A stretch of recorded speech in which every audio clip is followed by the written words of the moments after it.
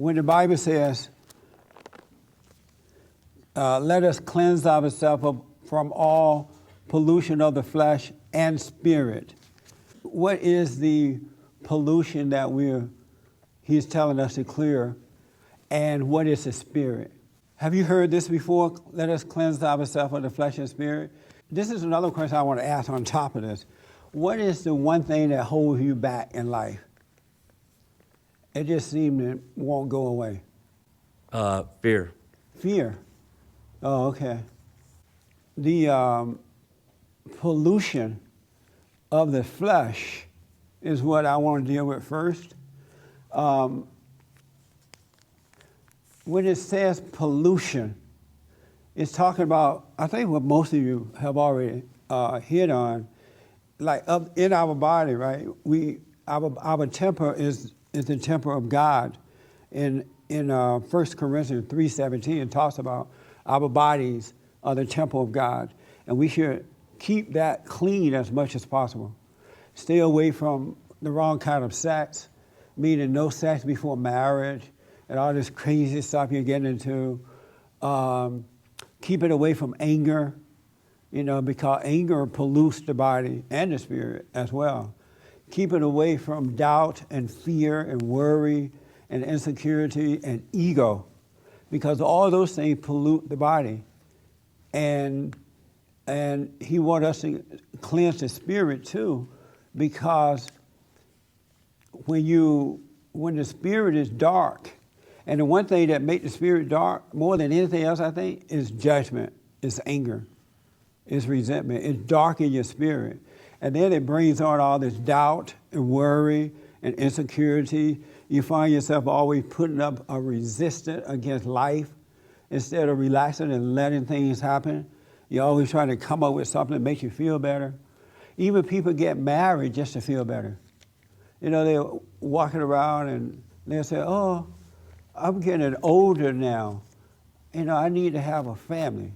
And so they're feeling like nothing. And so they figure the answer to fulfilling that is to get married and take it to a different level. Because now that they're married, they feel better about themselves. You have the wedding, everybody talking about it. Everybody think that you're something because you're getting married. Then once you get married, everybody go home, you open up all the presents, then reality sets in again where all of a sudden you don't feel like anything again. Have you noticed that? And that's the kind of pollution you got to get rid of. And the one thing I realized about forgiveness doesn't allow you to put up a resistance against life. Forgiveness allows you to relax in life and let things happen. If someone is cursing you out, you let them curse you out. If someone is bad-mouthing you, talking about you behind your back, forgiveness allows that to happen. But if you don't have that forgiveness, that pollution in your heart, you want to fight back at the person that's talking about you. You want to hate the person that's talking about you. You want to go off on the person that's talking about you. And I realize that most people have not forgiven, and that's why they got this battle going on. They are fighting against everything rather than relaxing and overcoming. Don't put up a resistance at all, because it's like God is here, your soul is here, your spirit is your soul. It's that part that is created in the image of God. We have a bit of Him. And so the soul is here, God is here, and we are praying, right? You know how you pray? But there's something right in the middle here that blocks the prayer. It's like the conflict, the doubt, the worry, the pain that you have. It's blocking that communication with God. And it's that we got to get rid of. But here's the deal for all of us. God wants us to cleanse our bodies and spirit. Our soul is the spirit of God, created in the image of God.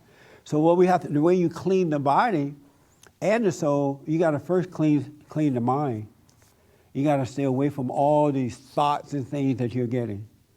To hate yourself, to hate others, to judge everything, to impose on people, to have doubt, to have fear. When you can let those things go, then your spirit is being cleansed up too. You need forgiveness in your heart. Forgiveness is love, right?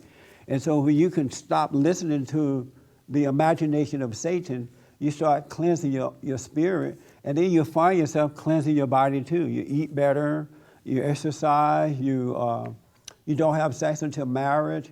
And if you do have it, you don't judge yourself so that you can get over it. You know, if you make a mistake, it's no big deal. Don't make a big deal out of it. And so when you cleanse that mind, you're allowing the soul and God to come together as one. The Holy Spirit will take over and everything when you're cleansing your soul and your body. But all this stuff that's in the way is nothing but darkness, and it's difficult for the soul, your soul and God to connect together. You got all this other stuff going on in your mind and in your hearts.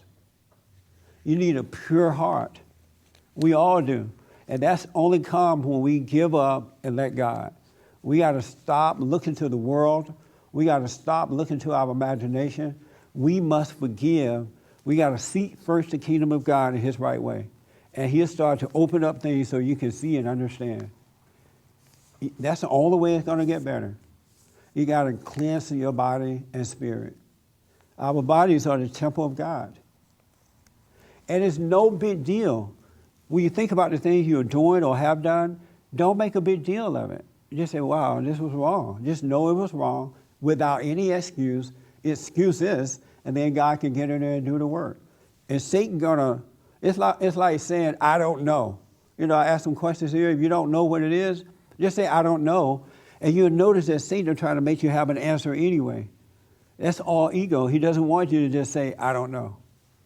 Because the moment you can say, I'm wrong or I don't know, then God will come in and help you. The Holy Spirit will kick in and start teaching you things. But you got to get over the imagination. It's not your friend. You got to get over decision making. And when you don't make decisions, understanding will be there. You want to live by observation, not the intellect, not thoughts. And the moment you get away from thinking, observation kicks in, and you will be able to see the right thing to do, the right person to vote for, the right words to say. You will see what to do and not to do. That makes sense? Yes. I'm telling you, you got to get away from that. Oh, thank you, folks, for whatever. I need your donations.